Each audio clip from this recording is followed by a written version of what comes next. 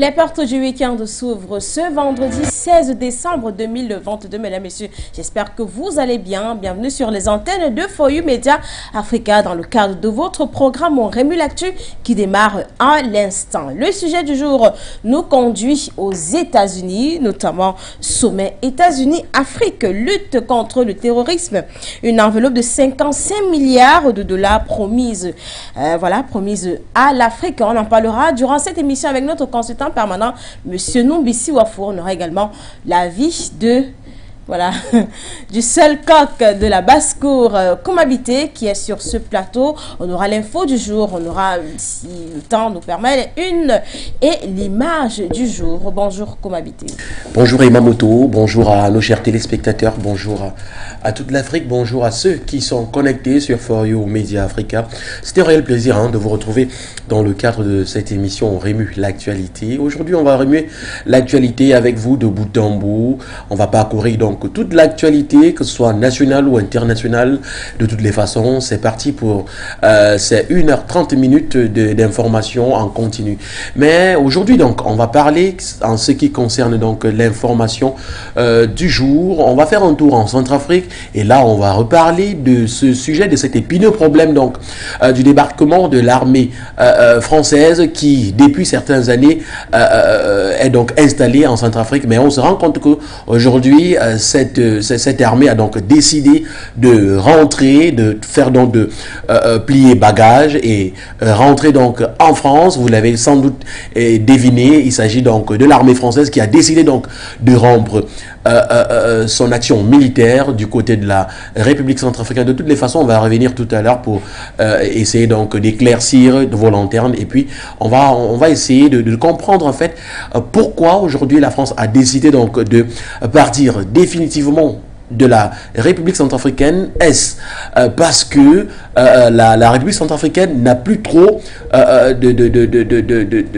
traités diplomatiques ou alors d'accords diplomatiques concernant la France? De toutes les façons, on reviendra tout à l'heure lorsqu'il sera 11h passé de quelques minutes et Mamoto. Effectivement, Komabité, on reviendra lorsqu'il sera 11h passé de quelques minutes, mais avant d'étaler le sujet du jour. Komabité, c'est le début du week-end, quelque chose de prévu pour ce week-end, un week-end très chaud, parce que nous sommes à quelques jours des fêtes de fin d'année, notamment la fête de Noël. Ah oui, effectivement, nous sommes à 7 jours, 7 jours, voire une semaine par là pour la première célébration, c'est-à-dire la première fête de l'avant-fête même en question.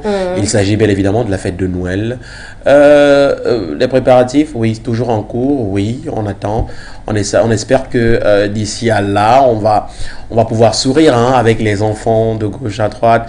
C'est-à-dire que pendant la période festive, vous êtes avec les enfants en famille et puis on essaie un peu de cogiter, de réfléchir, de repenser un peu au futur et puis on essaye de se projeter donc à la nouvelle année et puis faire un chronogramme donc on devrait de toutes les façons ou alors de toute évidence respecter pour essayer de voir dans quelle mesure le futur ou alors le futur très prochain et non le futur lointain sera donc opéré. De toutes les façons, on espère très bien que, mesdames et messieurs, que chez vous, vous êtes aussi en train de préparer bien ces fêtes de fin d'année. On le rappelle, au Cameroun, principalement dans la ville économique du Cameroun, Douala, les préparatifs vont quand même de bon train, malgré certains embouteillages, quand même depuis pratiquement 48 heures, voire 72 heures par là. On imagine bien que malgré le fait que la situation économique soit un peu plus ou moins dubitatif. En fait, l'esprit camerounais, comme on parle généralement du fighting spirit, donc on essaie donc de surpasser ces difficultés et puis on se dit tiens, lorsque c'est la période festive, on essaie un peu d'oublier en fait en réalité les petits problèmes, les petits sous, voilà, on essaie d'être en joie, on essaie d'avoir de procurer du bonheur, tout à fait, la bonne humeur et puis on essaye de discuter avec le voisinage, avec l'entourage, avec la famille. De toutes les façons, on se met en fait dans l'esprit de la fête et on se dit ben tiens, après donc les fêtes, on revient donc à la réalité puisqu'on dit toujours que on ne chasse jamais le naturel car il revient toujours au galop. Donc la réalité va nous rattraper peut-être à partir du 2 janvier. Mais d'ici à là, on essaie quand même d'être dans l'esprit de la fête et dans l'esprit festif. Même si on va quand même dire que la ville de Douala, depuis quelques jours, est quand même face à certaines petites violences des petits malveillants ou alors des petits malsains appelés microbes qui essayent de pouvoir déstabiliser la population riveraine, mais qu'à cela ne tienne, heureusement que le gouvernement a frappé, donc une main sur la table, passant donc par le gouverneur de la région du littoral, Samuel Dieudonné Iva Adibois, qui a donc lancé donc un couvre-feu, qui a donc essayé donc d'apporter des mesures, pour que la population vivante donc à Douala puisse donc traverser ou alors puisse passer donc les fêtes dans les bonnes conditions. De toute façon, on sait quand même que le couvre-feu, il est prévu pour 20h, à partir de 20h jusqu'à 6h du matin. Voilà, voilà, tout à fait. Même 6h à 20h. Même si ça sera un peu compliqué, mais il va de soi quand même que la protection des civils est quand même la chose la mieux, ou alors la chose la plus importante à préserver d'ici là. Et nous disons merci au gouverneur de la région du littoral d'avoir pris tout ces différentes mesures. À présent, l'essentiel de ce que vous êtes censé savoir, le sujet du jour.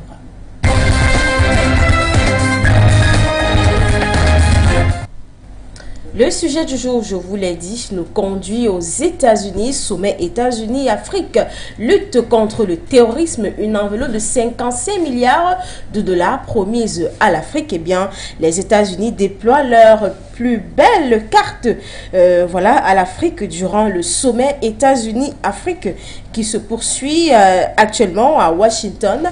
Joe Biden, président de l'Amérique, promet une enveloppe de 55 milliards de dollars sur 3 ans afin de lutter contre le terrorisme dans les régions les plus touchées d'Afrique. Une contre-attaque à la Russie qui n'a de cesse, de gagner du terrain sur le continent. Voilà. Notre sujet du jour. Mais avant de revenir sur ce plateau, alors avant de prendre l'avis de notre consultant permanent, M. Noubissi Wafo, on va s'intéresser à un reportage concocté par la rédaction de Foyu Média Africa et on y revient. Les problèmes sécuritaires en Afrique sont au cœur des échanges à Washington, où se tient actuellement le sommet États-Unis-Afrique. Pour contrer l'expansion russe en Afrique et regagner en influence sur le continent, les États-Unis promettent de consacrer 55 milliards de dollars à l'Afrique sur 3 ans. Le groupe paramilitaire russe Wagner intervient dans plusieurs pays africains qui connaissent des menaces terroristes. Le Grand Sahel, en Afrique de l'Est ou même encore en Afrique centrale, dans certaines de ces régions, l'aide militaire française et même européenne n'a de cesse d'être repoussée, tout comme l'aide des casques bleus, faute de résultats probants. La tenue du sommet États-Unis-Afrique, dans ce contexte géopolitique, est l'occasion idoine pour les États-Unis de déployer ces cartes. Nous sommes à l'écoute de ce qui est important pour les dirigeants de la région et des pays concernés. Et nous voulons comprendre ce qui est vraiment important pour vous. Et pour aller plus loin, nous voulons nous assurer que nous faisons ce qu'il faut pour développer et renforcer nos forces de sécurité et vous aider à travailler sur votre modèle de sécurité d'une manière que vous jugez bénéfique et qui favorisera certainement la stabilité régionale, a déclaré Lloyd Austin, secrétaire américain à la Défense.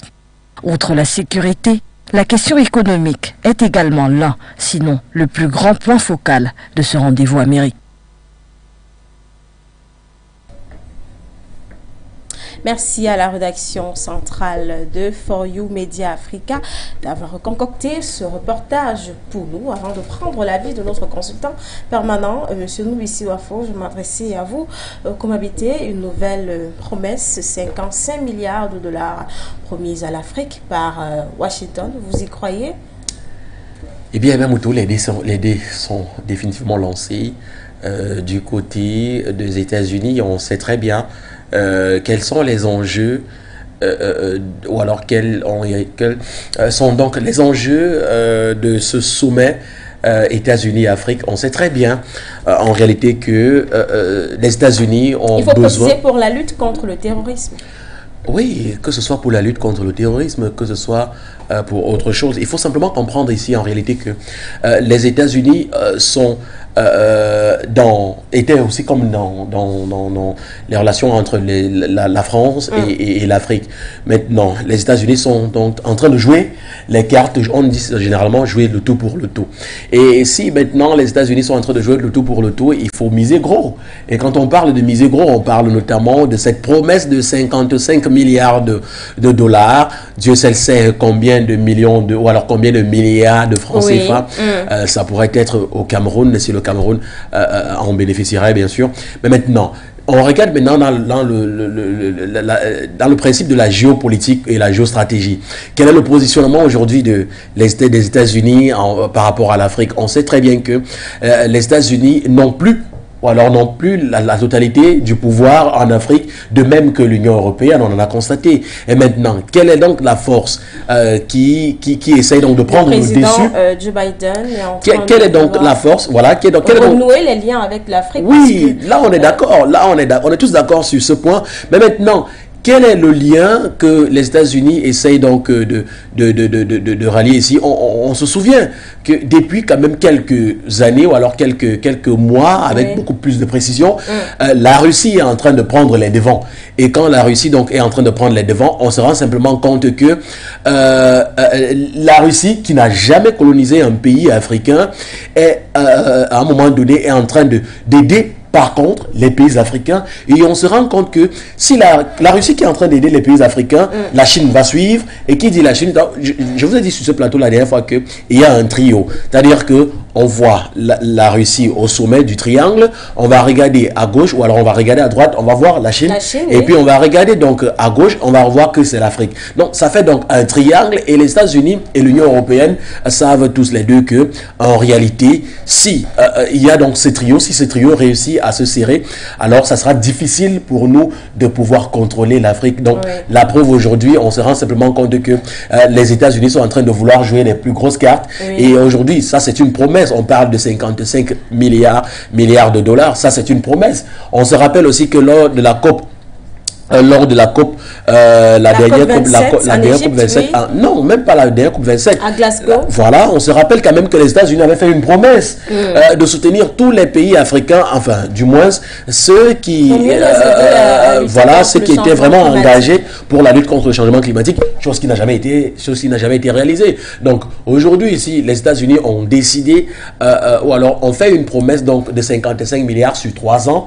On se pose la question, on va bien se poser la question de savoir où est-ce que cet argent va sortir. Oui, on va bien me faire comprendre que c'est la première puissance du monde, mais il faut comprendre quand même en réalité que les États-Unis et l'Union européenne sont en train de former un duo, et c'est ce duo qui fait donc en sorte que aujourd'hui les décisions puissent se prendre. Parce que je vais vous dire une chose, c'est que si les États-Unis réussissent à contrôler, à recontrôler l'Afrique, automatiquement l'Union européenne va reprendre la main. La preuve, quand on regarde la guerre entre la Russie et l'Ukraine, on se rend compte que les États-Unis sont contre la Russie, et les États-Unis sont plutôt en train d'encourager l'Ukraine, et l'Ukraine qui fait donc partie de l'Europe, mais qui n'est pas encore à l'Union européenne, parce qu'il faut le rappeler, est donc en train de soutenir l'Ukraine, et l'Europe qui soutient l'Ukraine, qui fait donc partie de l'Union européenne. Vous voyez donc qu'il y a en réalité, à un moment donné,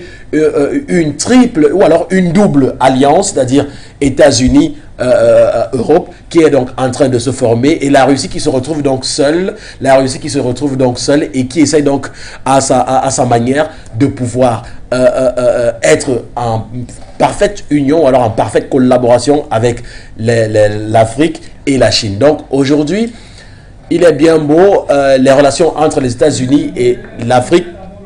Les relations entre les États-Unis et l'Afrique étaient à un moment donné en train de se dégrader, mais on se rend quand même compte que le sommet États-Unis-Afrique essaye, enfin, tant bien que mal, de pouvoir arranger les choses, même si on sait que même les présidents qui sont donc présents à ce forum aujourd'hui savent très bien en fait l'intérêt, ou alors la politique qui est en train de se jouer de ce côté-là, du côté de Washington, qui n'est non plus loin du pays, très proche d'un pays qu'on aime bien, le Canada. Donc du coup, on sait très bien que les États-Unis aujourd'hui sont donc en train de jouer le tout pour le tout pour pouvoir réussir à convaincre donc l'Afrique, chose qui est, on dit toujours, il faut bien essayer, mais attendons voir simplement les résultats. Puis essayons de voir là où les relations vont pouvoir nous amener. Merci Komabité.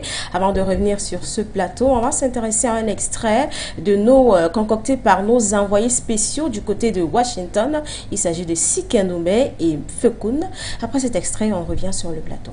Nous l'avons annoncé tout à l'heure, cette première réunion qui ouvrait justement la dernière journée dans le cadre de ce sommet États-Unis-Afrique. Les journalistes, du moins, nous avons pu y avoir accès aux premières à la salle durant on va dire les 30 premières minutes. Là, nous avons pu écouter 3 dirigeants, à l'instar du président américain lui-même Joe Biden, mais aussi le président en exercice de l'Union africaine, le président sénégalais Macky Sall, mais aussi le président de la commission de l'Union africaine, Moussa Faki Mahamat. Alors en ce qui concerne le président de l'Union africaine, parce que c'est comme ça qu'on l'a présenté, il a pris la parole, pas en tant que président du Sénégal, mais en tant que celui-là qui est à la tête de l'instance panafricaine. Lui, il a souhaité, selon ses dires, du moins dans son discours, partager 6 points, du moins 6 priorités avec les États-Unis. Et les voici, on va rapidement les citer. Il a parlé de paix, sécurité et la lutte contre le terrorisme en Afrique. Le président Macky Sall a également parlé de ce plaidoyer justement pour la réintégration des droits de tirage spéciaux et bien sûr la suspension du service de la dette. Le président Macky Sall est aussi revenu sur l'engagement soutenu dans l'investissement des infrastructures de développement. Donc il espère, il souhaite justement que les États-Unis s'investissent encore un peu plus dans le cadre des investissements infrastructurels en Afrique.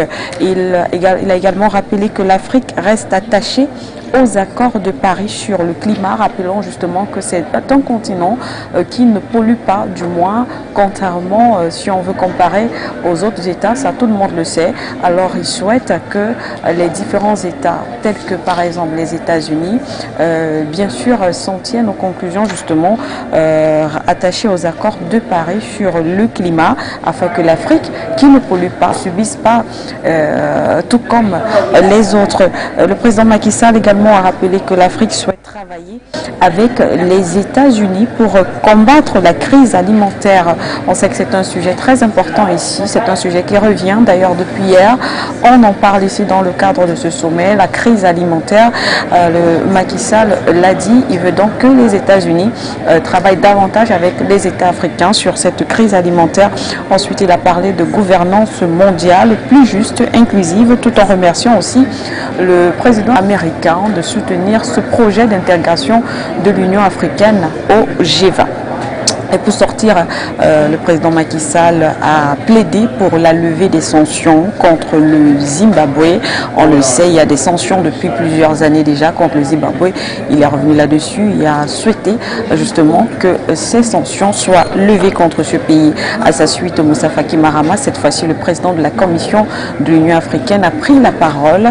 Il est allé dans le même sens, bien sûr, que le président Macky Sall, le président en exercice de l'institution panafricaine, tout en ajoutant également qu'il souhaite une solution africaine par les Africains. Alors voilà, c'était à peu près l'essentiel de ces différents discours. Comme on l'a dit plus haut, Joe Biden, lui également, s'est exprimé en amont. Il est resté égal à lui, mais en tout cas, son discours de la veille, on le rappelle tout simplement, il a pris la parole dans la même lignée, dans la même lancée. On sait qu'il a plaidé pour l'élargissement de ce partenariat entre les États-Unis et l'Afrique. D'ailleurs, plusieurs contrats ont également été annoncés dans le cadre de ce sommet entre les États africains et bien sûr les États-Unis. Et on le rappelle, Joe Biden a promis que son pays va consacrer 55 milliards de dollars à l'Afrique et ce sur 3 ans.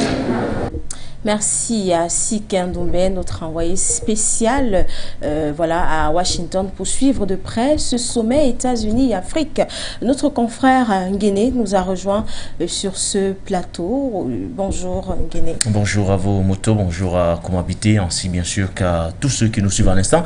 C'est un plaisir d'être là, il faut le dire, pour suivre, ou du moins l'équipe qui a suivi le deuxième sommet États-Unis-Afrique, ou devrais-je dire Afrique-États-Unis. Le sommet en lui-même s'est achevé il y a 24 heures donc, du côté de Washington aux États-Unis. Donc, l'une des principales résolutions, c'est d'ailleurs la thématique de ce matin dans le cadre de ce programme qui revient sur ces 55 milliards de dollars qui seront donc accordés au continent africain sur 3 ans pour lui permettre de mieux faire face au terrorisme. Pour apporter bien sûr ma grille de lecture sur cette enveloppe, il faut dire que le montant en lui-même, c'est vrai qu'il séduit, il fait enthousiasmer en quelque sorte, mais il faut bien se poser les bonnes questions. Les États-Unis qui viennent en soutien à l'Afrique, à quelle conditionnalité? C'est vrai que Joe Biden, depuis qu'il est arrivé au pouvoir, il essaie bien sûr de vouloir rétablir ce contact-là, parce qu'il faut le dire, son prédécesseur Donald Trump, lui, il avait décidé de se passer un tout petit peu des pays africains, ce que cherche aujourd'hui à vouloir impérativement donc corriger Joe Biden. Il essaie de rétablir ces relations-là entre bien sûr les États-Unis et l'Afrique, bien que dans un contexte un tout petit peu défavorable aux États-Unis, parce qu'entre-temps, il y a une autre nation qui ont émergé sur le continent et dont l'apport sur le terrain s'est avéré beaucoup plus concret et décisif. On parle de la Russie, on parle de la Chine, on parle d'autres pays également qui entre-temps ont réussi véritablement à s'implanter et à développer avec les pays africains ce partenariat aujourd'hui qui s'avère gagnant-gagnant. Alors, est-ce que le retour des États-Unis pourrait changer la donne, notamment dans ce positionnement géostratégique qu'on observe? Je pense que c'est l'objectif même majeur que recherche avant tout Joe Biden par l'organisation de ce sommet. Maintenant, on le dit toujours, les promesses ont été clairement faites. On parle des promesses sur le plan climatique, sur le plan sécuritaire, sur le plan alimentaire. Je pense que lors de nos éditions d'information, nous reviendrons largement sur tout ce qui s'est passé du côté de Washington, mais on ne le dira jamais assez. Nous sommes dans une époque où on a aujourd'hui du mal à concevoir que à chaque fois qu'on organise des sommets, que tout un continent de plus de 50 pays se déplace à chaque fois pour aller à la rencontre d'un seul pays. On l'observe avec bien sûr les sommets qui sont organisés entre l'Afrique, ou du moins le continent africain, et les États-Unis. On l'observe lorsqu'il s'agit du sommet Afrique-Japon, Afrique-France, Afrique, et ainsi de suite. Bref, nous sommes à une époque où, clairement, aujourd'hui, on a envie de dire à ces dirigeants africains qui étaient du côté de Washington qu'il faut véritablement qu'ils prennent leurs responsabilités. C'est-à-dire quoi? Vous ne verrez jamais un dirigeant américain qui mettrait les intérêts du peuple américain avant, ou du moins derrière ceux du continent africain. À chaque fois, l'intérêt américain prime. C'est-à-dire que ce soit dans les sommets entre le continent africain ou alors les continents africains et les États-Unis. Donc, et nous on a l'impression qu'à chaque fois que les dirigeants africains vont dans ces sommets-là, ils n'y vont pas dans le but ou dans l'objectif de défendre les intérêts du peuple africains. Ils y vont pour défendre des intérêts un tout petit peu personnels, et c'est à ce niveau que ça pose problème aujourd'hui. Il faudrait qu'on s'inscrive dans la dynamique d'un partenariat gagnant-gagnant qui puisse véritablement aider le continent à émerger. Vous vous rendez compte, vous prenez un cas bien précis. Durant ce sommet, je ne sais pas si vous avez eu vent de ce qui s'est passé du côté de la République démocratique du Congo. La capitale a été immergée par un glissement de terrain. Oui, par de nombreux glissements de terrain, mais qui ont été causés par quoi? Par de fortes pluies, de fortes inondations. Et là, vous vous rendez compte que Félix Antoine Tshisekedi est au sommet États-Unis-Afrique, alors que son pays est en train de traverser une période difficile. Dû à quoi? Dû au changement climatique. Le continent africain aujourd'hui, le continent africain est le continent qui est le plus exposé au changement climatique, mais est le moins pollueur possible. Alors, récemment encore à la COP27, la question a été remise sur la table. On a appelé les plus grands pollueurs du monde à véritablement prendre leurs responsabilités face à cette inégalité qui est à chaque fois observée sur le terrain. Alors comment vous expliquez que quelques jours seulement après la tenue de la COP27 en Égypte, que le président Tshisekedi se rende du côté des États-Unis et que derrière un désastre se produit à Kinshasa, un désastre qui a causé, ou du moins qui a entraîné plus de 100 morts. Mais immédiatement vous vous rendez compte que derrière, il y a quelque chose qui ne va pas. Il y a quelque chose qui ne va pas. Il faut rapidement qu'on prenne les responsabilités, ou du moins que ces grands pollueurs-là prennent leurs responsabilités. On n'a plus besoin de cette politique de 2 poids 2 mesures quand il s'agit aujourd'hui de voter, ou du moins d'apporter de l'aide à l'Ukraine. Vous voyez tous ces montants exorbitants qui sont votés, ou du moins qui sont alloués pour permettre à l'Ukraine de se relever, ou du moins de faire face à l'opération militaire russe de ce côté. Alors que quand vous parlez par exemple de l'intervention du groupe rebelle M23 du côté de l'Est, la République démocratique du Congo, on assiste à un bal diplomatique, Anthony Blinken qui arrive au Rwanda, qui part rencontrer Tshisekedi, la médiation française. À chaque fois on vous parle de médiation alors qu'on a besoin d'actes concrets sur le terrain. C'est de ça aujourd'hui qu'on a besoin. On n'a plus besoin, nous sommes plus à une époque où il faut forcément aller chercher à séduire les Africains par de beaux discours. Moi, j'aime l'argent. Quand on parle de 55 milliards, c'est vrai que je suis séduit, je me dis waouh. Sur 3 ans, c'est bien, c'est énorme. Mais est-ce que c'est suffisant, 55 milliards sur 3 ans pour toute l'Afrique? Mais ma foi, je me dis, c'est 55 milliards de dollars qu'on propose aujourd'hui, ou alors quand les États-Unis décident de donner à l'Afrique sur une période de 3 ans, ma foi, c'est... Excusez-moi, peut-être, hein, moi je dis c'est rien du tout. Oui. Je m'explique. Comment vous dites donner? Non, je ne suis pas d'accord avec le verbe qu'on utilise. Parce que on ne donne rien en relation internationale. Il n'y a pas d'amis en relation internationale. Il n'y a que les intérêts. Donc, je ne me dis pas qu'au sortir de ce sommet États-Unis-Afrique, les États-Unis vont donner. Non. Il ne s'agit pas d'un don. Je me refuse de le croire parce qu'aujourd'hui, clairement, je suis convaincu qu'il y a derrière ces 55 milliards de dollars, on est tous d'accord. Il y a une contrepartie et c'est à ce niveau. C'est au niveau des conditionnalités. Je voudrais qu'on s'interroge sur les conditionnalités. Jusque-là, quelles sont les conditionnalités qui sont aujourd'hui posées sur la table aux pays africains et que ces derniers bénéficient de ces 55 milliards de dollars. Monsieur Guédé, nous sommes tous d'accord sur le fait que ces 55 milliards, ce n'est pas une somme qui sort de nulle part et qu'on va décider d'octroyer à l'Afrique pour rien. Là, on est d'accord. Oui. Mais moi, j'ai un réel souci, en fait, c'est que sur les 55 milliards, si il y a pratiquement 40 pays, je dis n'importe quoi, donc disons même 20 pays africains qui vont donc bénéficier de ces 55 milliards, il faut savoir faire la règle de 3, c'est-à-dire il faut diviser ces 55 milliards. Voilà pourquoi je dis que c'est rien du tout. Moi, je ne suis pas au niveau du partage. Ces 55 milliards de dollars, c'est un rien du tout. Face aux situations... on est en train de dire que ces 55 milliards, il ne s'agit pas d'un don. Permettez-moi de chuter, s'il vous plaît. On est en train de parler de ces 55 milliards. Oui. Il faut le rappeler ici que ces 55 milliards en question, tous les pays africains n'auront pas droit à ces 55 milliards. C'est-à-dire que les 55 milliards ne seront pas octroyés à chaque pays. Mais maintenant, il va falloir diviser ces 55 milliards peut-être par 10 ou par 20, ou je ne sais pas trop combien de pays qui sont donc en Afrique. On va se rendre compte simplement que même aucun pays africain n'aura bénéficié d'un moyen d'une somme, par exemple, de 4 milliards par pays. Parce que là, il faut qu'on soit d'accord là-dessus. Mais maintenant, moi, je m'inscris en faux sur les 55 milliards parce que je trouve, pour moi, ma foi, je trouve que cet argent, ça ne servira à rien.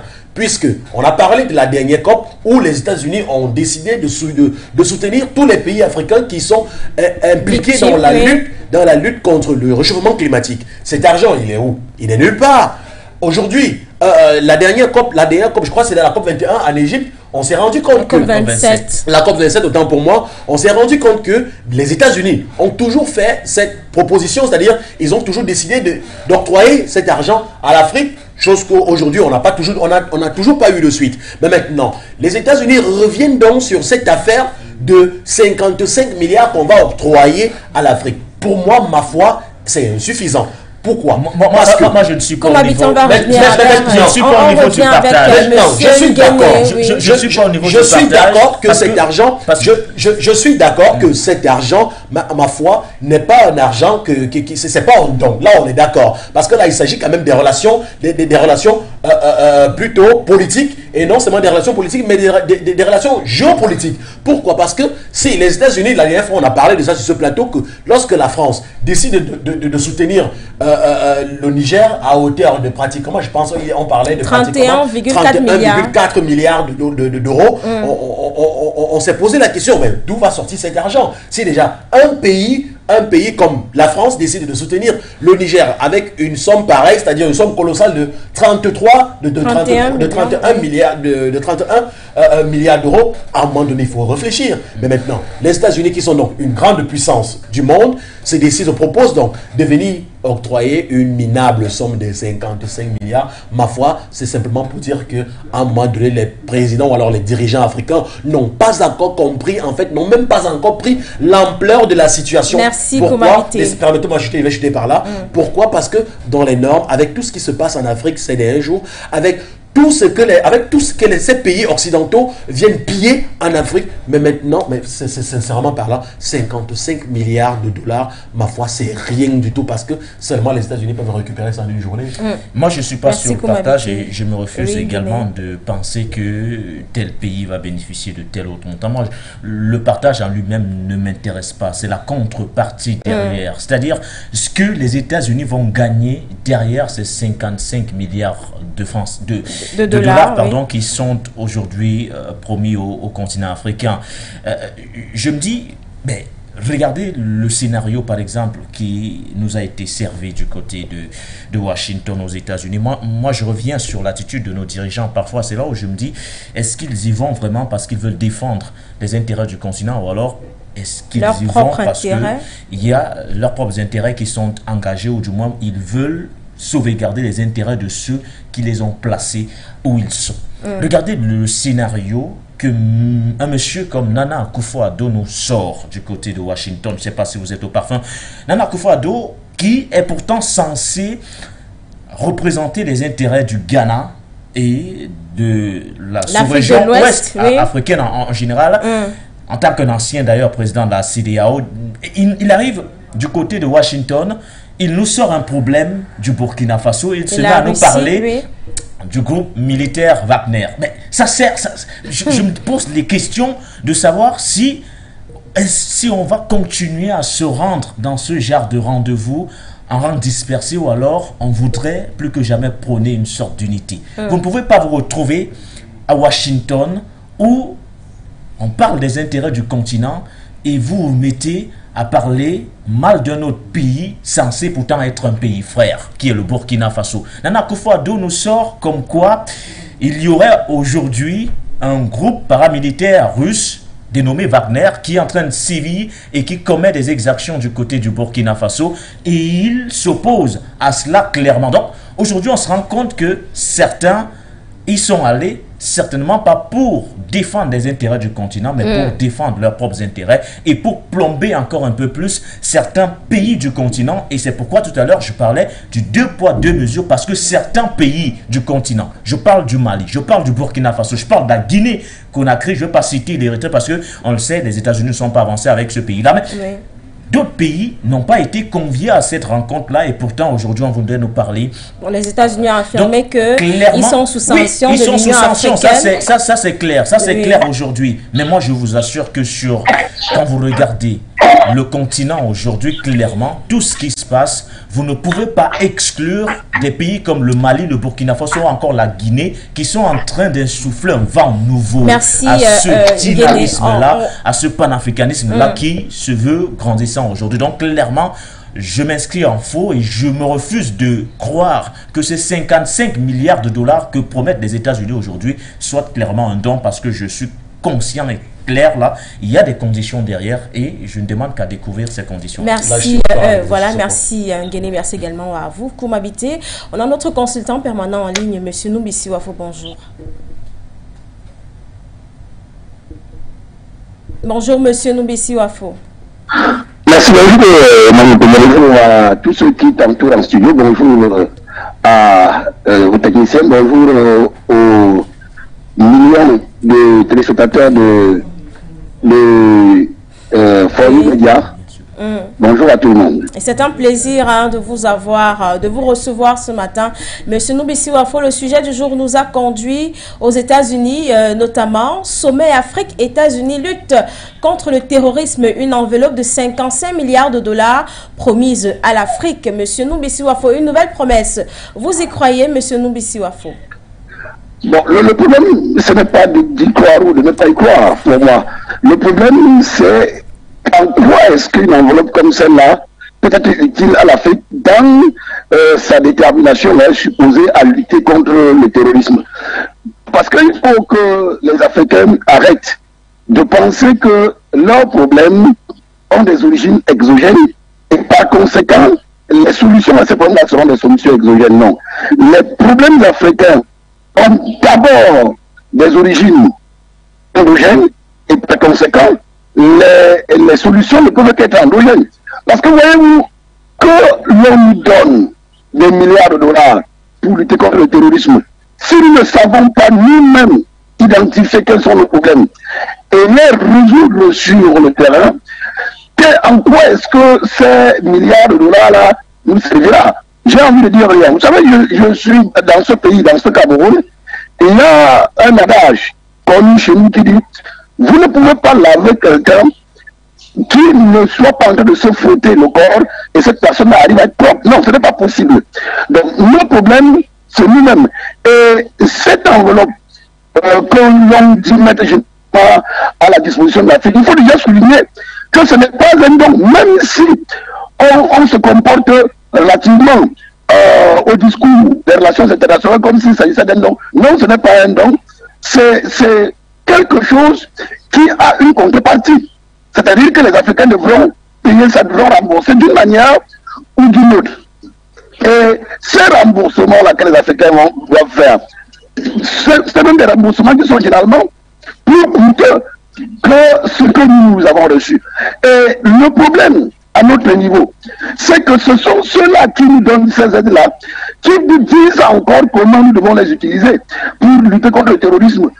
Comme si ce sont eux qui maîtrisaient mieux nos problèmes que nous et donc étaient les mieux à même de trouver des solutions à nos problèmes. Non, moi je pense que le problème de terrorisme, de la lutte contre le terrorisme en Afrique, ne sera résolu qu'à partir des solutions endogènes. C'est-à-dire qu'il faudrait que nous réglions nos problèmes de gouvernance, il faudrait que nous soldions, nous fassions le solde de notre héritage avec la colonisation, et seulement à ce moment-là, nous pourrons véritablement faire front ou faire face à cette crise sécuritaire-là qui s'est multipliée chez nous, notamment en ce qui concerne le terrorisme. Donc, pour moi, les Africains doivent arrêter de tout le temps se retourner vers l'extérieur quand ils ont des problèmes internes à gérer. Non, ils doivent procéder par une introspection, c'est-à-dire une autocritique, pour savoir quelle est leur part de responsabilité, jusqu'où c'est leur responsabilité dans ces problèmes-là, et à partir de là, trouver des solutions qui sont endogènes. Il ne me semble pas que quand il y a des problèmes en Chine, la Chine tend la main aux États-Unis pour que les États-Unis lui apportent de l'aide. Il ne me semble pas que quand il y a des problèmes en France, la France tend la main à la Chine pour qu'elle lui apporte de l'aide. Il ne me semble pas que quand il y a des problèmes aux États-Unis, les États-Unis tendent la main à la Russie pour qu'elle lui apporte de l'aide. Non, les États-Unis, comme la France, comme la Chine, trouvent un examen rigoureux du problème, trouvent des origines véritables du problème, trouvent eux-mêmes des solutions réalistes à ce problème-là et apportent eux-mêmes des solutions réalistes à ce problème-là. Or, le cas chez nous, c'est quoi?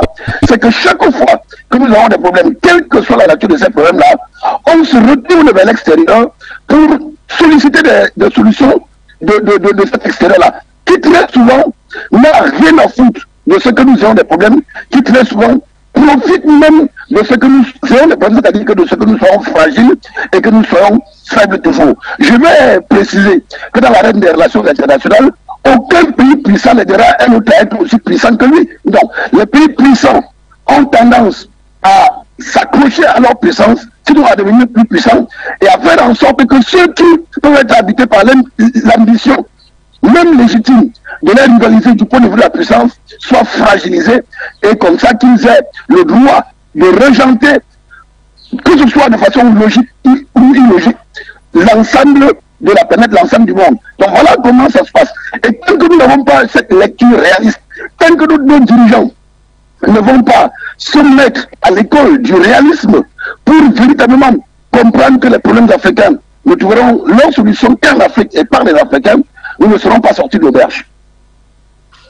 Merci, Monsieur Noubessi Wafo. On rappelle que lors du 62e sommet de la CEDEAO au Nigeria, voilà, au sorti de ce sommet, il avait été, voilà, le président de la CEDEAO et les membres avaient décidé de former, voilà, de construire, je vais dire ainsi, une troupe de l'Afrique de l'Ouest pour lutter contre le terrorisme. Est-ce que ces différents pays-là devraient se concentrer sur ces forces-là qui vont être formées par la CEDEAO pour lutter contre le terrorisme en Afrique de l'Ouest?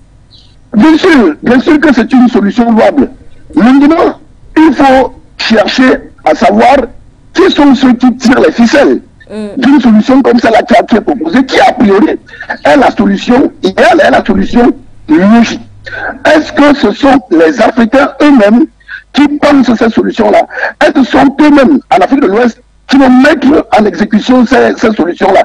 Parce que si ces solutions-là sont proposées en back-office par des puissances impérialistes qui, jusqu'ici, dictent leur conduite à ces organisations sous-régionales-là, il est clair que nous partons sur une base biaisée qui ne peut apporter aucune efficacité, c'est-à-dire aucun résultat probant sur le terrain.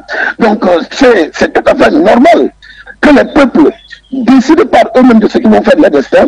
C'est tout à fait normal que les Africains commencent à prendre la distance par rapport à ceux qui clament leur générosité intéressée dans les relations internationales, alors qu'ils sont là pour leur seul intérêt, au détriment justement des intérêts de l'Afrique dans leur rapport avec l'Afrique, que l'Afrique se démarque de cette façon de faire, de cette façon de voir, et adopte une ligne beaucoup plus logique, une ligne qui dans l'histoire de l'humanité est la seule qui a pu permettre au peuple de s'élever et de s'émanciper, ou alors si vous voulez de devenir prospère.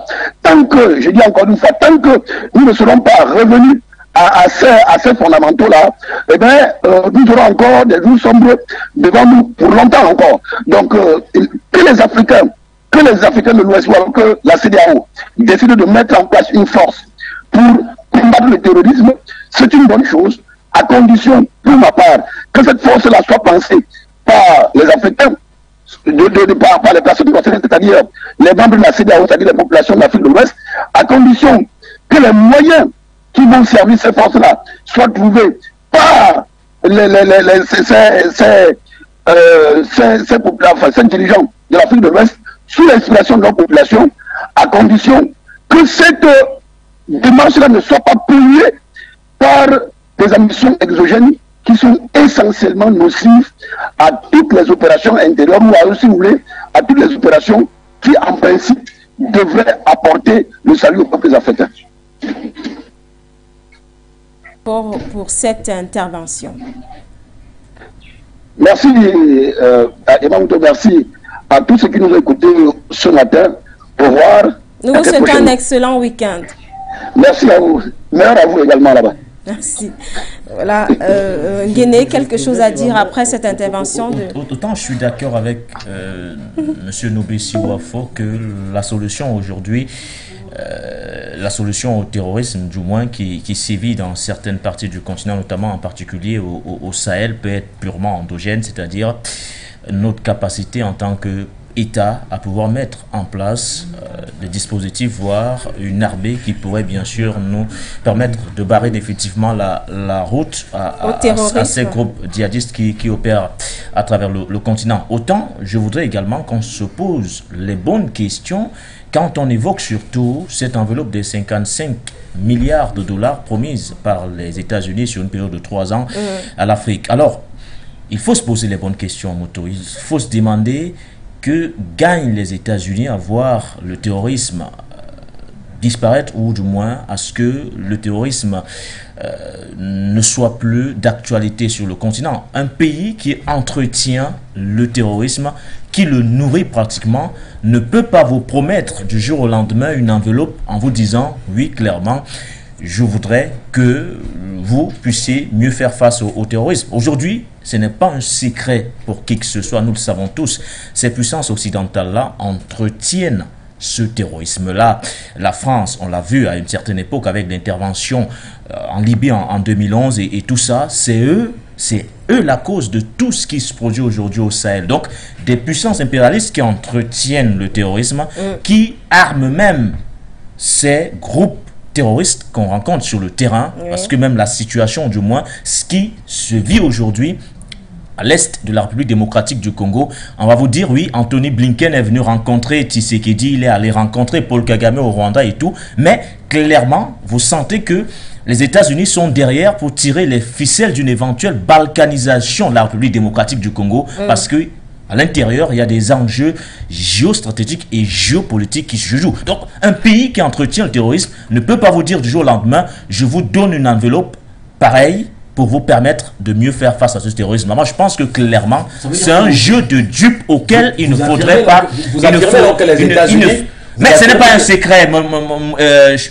Cohabiter, ce n'est pas aujourd'hui que nous savons. Ces puissances-là, on le sait. Sur le terrain, on ne peut pas me dire que un secrétaire général des Nations Unies, qui est Antonio Guterres, qui fait une sortie, il vous dit, mais les armes qu'on retrouve entre les mains des rebelles du M23 sont des armes de dernière génération. Oui. Mais imaginez-vous, quand vous prenez le contexte dans lequel on se trouve en Afrique, quel est le pays qui va fabriquer ce genre d'armes pour donner, ou du moins pour armer ces groupes terroristes? Quand un secrétaire général des Nations Unies se présente à vous et vous dit clairement que la MONUSCO, qui est déployée du côté de la République démocratique du Congo, ne peut pas faire face au mouvement du 23 mars. Alors vous posez la question de savoir, mais à quoi réellement cette force d'interposition, ou du moins quelle est véritablement son importance si elle n'arrive pas à faire face aux groupes terroristes qui opèrent sur le territoire congolais. Donc il y a autant de questions aujourd'hui qui restent en suspens, et je me dis clairement que ces puissances qui entretiennent jusqu'ici le terrorisme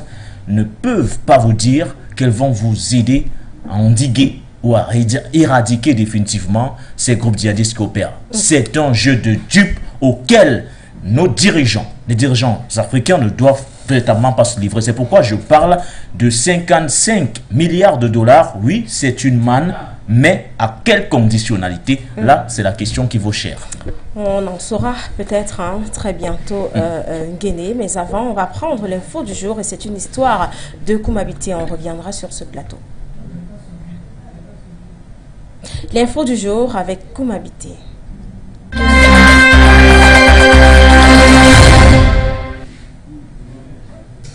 Voilà, l'info du jour, c'est une histoire de Koumabité, une fois de plus.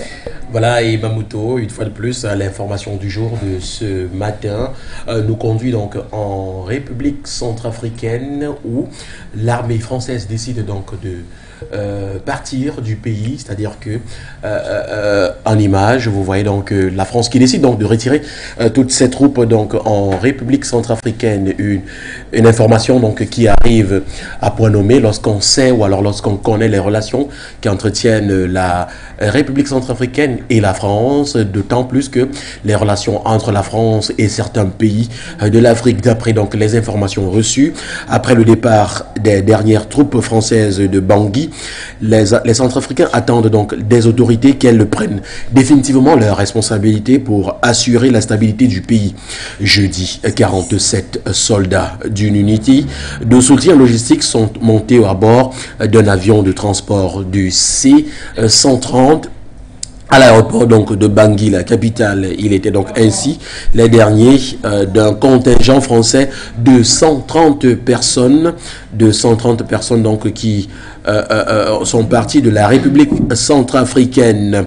C'est maintenant que les autorités centrafricaines de prendre ses responsabilités, de protéger l'ensemble de la population de Bangui et de la campagne dont il n'y a pas grand-chose à dire de plus. Il a expliqué donc Patrick Hervé Débat, un technicien supérieur en hydraulique. Plus loin, il affirme donc que quand les forces militaires arrivent en République centrafricaine, elles opèrent en appui des forces armées centrafricaines. Et lorsqu'elles pensent avoir atteint leur objectif, leur but en République centrafricaine, il est donc parfaitement normal qu'elles partent et rentrent donc chez elles. Nous pensons que toutes les forces qui soutiennent encore la République centrafricaine, comme la MINUSCA, les forces russes et rwandaises, pourraient à un moment donné devoir quitter notre territoire pour respecter la souveraineté et l'État centrafricain et la souveraineté de notre armée, a donc déclaré Ben Wilson Gassa, porte-parole de la société civile de protection de la Constitution G16. Et Mamouto, voilà donc l'information du jour de ce vendredi 15 décembre 2022 sur ce plateau. Et Mamouto, on parle donc du départ de 47 soldats français qui restaient donc présentes en République centrafricaine et où la société civile décide donc, ou alors sort donc des propos peut-être important à dire que oui, il va falloir à un moment donné, parce que ce que moi je retiens en réalité, c'est que quand ces civils se mettent à dire à un moment donné, il va falloir que la Russie et les forces rwandaises partent à un moment donné, j'ai comme impression en réalité que c'est l'opposition qui est en train de vouloir prendre les règnes à un moment donné. Mais il faut comprendre une chose, et Mamoto, c'est que la Russie qui est présente en République centrafricaine est là pour un objectif. Et là, il faut le savoir. Lorsque vous voyez donc la Russie présente dans un pays, elle est là pour un objectif précis. C'est ce qu'on était en train de dire tout à l'heure là, que les États-Unis sont en train de vouloir soudoyer l'Afrique. Aujourd'hui, avec une somme de 55 milliards de dollars par là, ce qui est écrit, par contre, la Russie, elle n'a pas besoin d'écrire. La Russie, elle pose des actes concrets et c'est plutôt visible et encouragé. Ça, c'est ce que l'Afrique a besoin. L'Afrique n'a pas besoin des suppositions ou alors des sommes d'argent. Comme habité, peut-être l'Afrique ne devrait pas, profiter du fait qu'elle soit convoitée par ces grandes puissances, notamment la Chine, la Russie, les États-Unis, pour être ferme et poser des conditions vraiment qui fera le plaisir des Africains. Avant de répondre à votre question, Moto, je voudrais revenir et dire un mot sur ce retrait du dernier contingent français via l'aéroport international Bangui Poko en République centrafricaine, dire que c'est, on va le dire comme ça, un aveu d'échec total, un aveu d'échec, un échec cuisant de la France une fois de plus. Un retrait du dernier contingent du côté de Bangui, ou du moins du côté de la République centrafricaine, qui intervient quelques mois après le retrait définitif de Barkhane du Mali, mais également du Sahel, parce que c'est Macron en personne qui a définitivement donc dissous la force Barkhane qui opérait jusque-là du côté du Sahel. Alors dites-moi, en quelques mois, vous avez vu comment on passe d'un statut d'une force qu'on adulait auparavant à un statut d'indésirable. Vous êtes devenu persona non grata. Pourquoi? Parce qu'à un moment donné, on a senti que vous étiez là pour autre chose. Vous étiez là pour tout, sauf véritablement assurer la sécurité, l'objectif premier d'ailleurs pour lequel vous avez été déployé. Cette force française a été déployée du côté République centrafricaine depuis 2013. De 2013 à 2022, quel est le bilan que vous pouvez tirer de l'intervention française du côté République centrafricaine? Un chaos total. Et véritablement sur le terrain, il n'y a pratiquement rien eu. Sous l'intervention française, le pays était contrôlé à pratiquement plus de 50%. Aujourd'hui, vous voyez ce qui s'est passé avec l'arrivée de la Russie, un partenaire stratégique. Aujourd'hui, le pays est contrôlé à nouveau par le gouvernement centrafricain à plus de 99%. Vous vous rendez compte qu'aujourd'hui, il y a une sorte de souveraineté qui est revenue. Aujourd'hui, un Centrafricain peut sortir, aller faire ses courses, aller tranquillement vaquer à ses occupations et puis revenir simplement sans se soucier d'un coup de feu, sans se soucier de ce qui se passait et tout ça. Donc, vous vous rendez compte qu'il y a une sorte de stabilité aujourd'hui et cette stabilité-là, les Centrafricains ne la doivent pas à la France parce que l'intervention française en Centrafrique est un aveu d'échec total, un échec cuisant.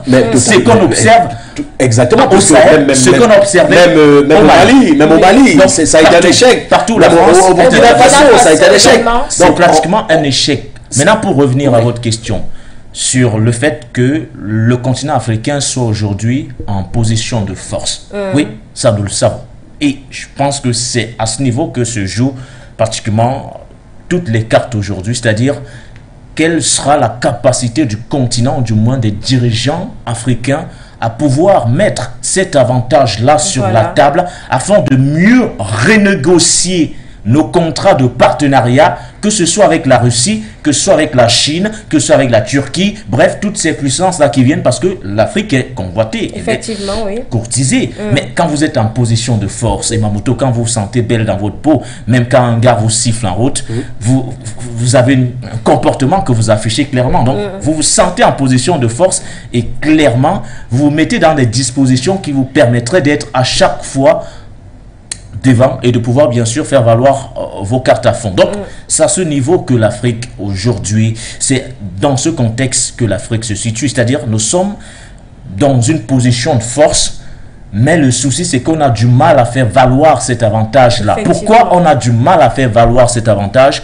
Parce qu'au sommet, à la tête de nos différents États, nous avons certains dirigeants qui sont à la solde de ces puissances impérialistes. On a certains dirigeants qui ont été placés et qui, au lieu de servir le peuple, au lieu clairement à chaque fois de remettre devant la scène de desiderata du peuple, tentent de vouloir bien sûr ramener la volonté de ceux qui les ont placés. C'est pourquoi nous ne voulons plus de ces dirigeants aujourd'hui.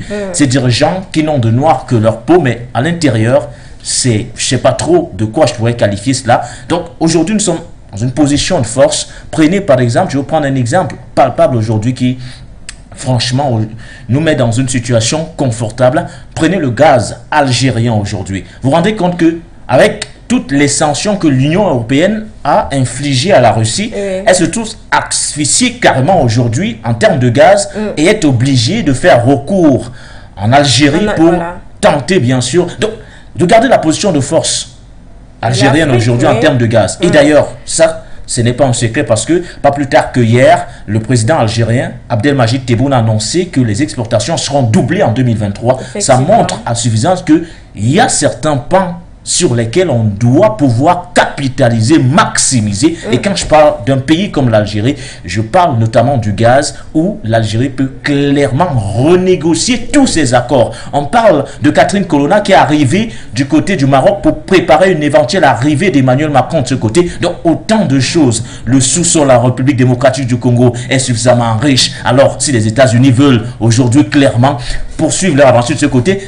ce sera aux autorités, ou du moins, ça sera à elles surtout de pouvoir renégocier tous ces contrats afin à chaque fois de permettre à leur peuple de tirer un gain. Parce que votre sous-sol ne peut pas être riche et votre population demeure dans une misère indescriptible. Dans une précarité absolue. Merci Nguéné. Je crois que c'est avec vous que nous allons mettre un terme à cette édition du programme On remue l'actu de ce 16 décembre 2022. Merci Koumabité. Merci Mamoto, on se retrouve à lundi et d'ici lundi, mesdames et messieurs, portez-vous bien. Merci Nguéné. Passez un excellent week-end. Merci à vous, bon week-end également à vous et à nos fidèles téléspectateurs. Merci à nos internautes qui ont été nombreux sur notre page Facebook For You Media Africa. On aura le plaisir de vous retrouver lundi avec un nouveau contenu. D'ici à là, portez-vous bien et passez un excellent week-end.